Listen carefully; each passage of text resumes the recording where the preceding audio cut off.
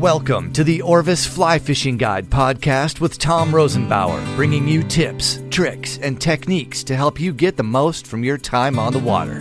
Here's acclaimed fly fishing author and lifelong fly fishing enthusiast, Tom Rosenbauer. Today we're going to talk about knots in our podcast, and in 3 minutes in this podcast, I'm going to teach you how to tie a nail knot, a barrel knot, and a bimini twist. No, just kidding. Actually, there's no way I can teach you how to tie knots in a podcast. But there are some things we can talk about.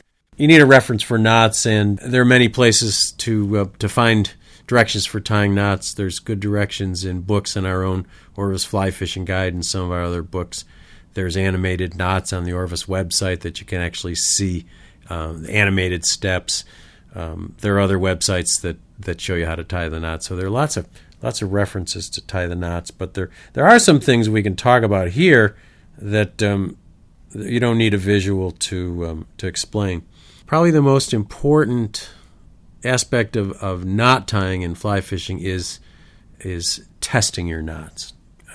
I can't tell you the number of times that I've tied a fly on and cast it out to rising fish, and the fish takes the fly, and all of a sudden there's nothing there, and the end of that tippet comes back with a curlicue in it telling me that either I didn't tighten the knot properly or I never put the end through the loop anyway. So you really need to test all of your knots before you throw it out there into the great unknown. It's very easy to, once you tie a knot, to just test it and pull on it as hard as you think you're going to need to.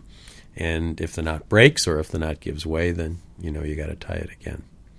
When you're tightening these knots, the most important thing to remember is to wet the knot with a little water, a little saliva, whatever you want to put on it, some kind of liquid. When you tighten a knot, it needs to be lubricated so that all those coils and loops slip up against each other almost instantly. And if you do it too slowly, the coils will creep around each other and the knot won't jam in place, because all the knots we use that in nylon and fluorocarbon, they need to jam up against themselves. You can't just tie a square knot. It'll come right out. So wetting the knot and then tightening the knot. Most knots are best tightened with a relatively quick pull, not a hard or a forceful pull, but not a real slow drawing together. You tie the knot and then you kind of go boom, and the knot should be tightened. You don't want to spend a lot of time pulling it tight for most knots. If you do those things, your tackle's going to hold together better. You're going to land more fish that you hook, and you're probably going to be less frustrated at the end of the day. One thing a lot of fly fishers are insecure about is joining fluorocarbon to nylon monofilament. So they're two different types of materials, and they do have different properties, and they're a little bit different in their density and their stiffness. But I don't think there's any problem joining these two materials. I've been doing it for years, and lots of guides and people I know have been doing it for years.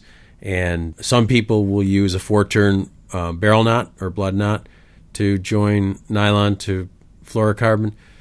I prefer a 3-turn surgeon's knot or a triple overhand knot, and that's what a lot of people like to use. But as long as you're careful in joining the knot, you can join fluorocarbon to nylon. And what a lot of fly fishers do is they'll use a nylon leader and they add a fluorocarbon tippet on the end for a little bit more invisible presentation.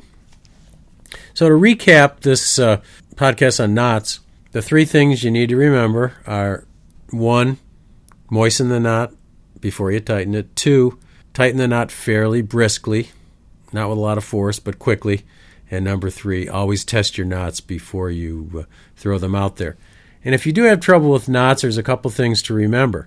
One is practice beforehand on something thicker, old fly line, piece of string, nylon rope, anything that's fairly slippery and big and thick and doesn't spring all over the place. It's a lot easier to practice these knots with an old cut-up piece of fly line than it is with a little tiny piece of 4X tippet.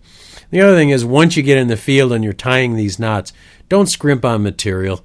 When you're tying a knot, allow yourself an extra few inches and use lots of material. If you try to hold on to these little tiny ends of monofilament, you end up losing them and your knot unwinds. So don't scrimp on material, and practice before you go out there. Thanks for listening, and we'll see you next time.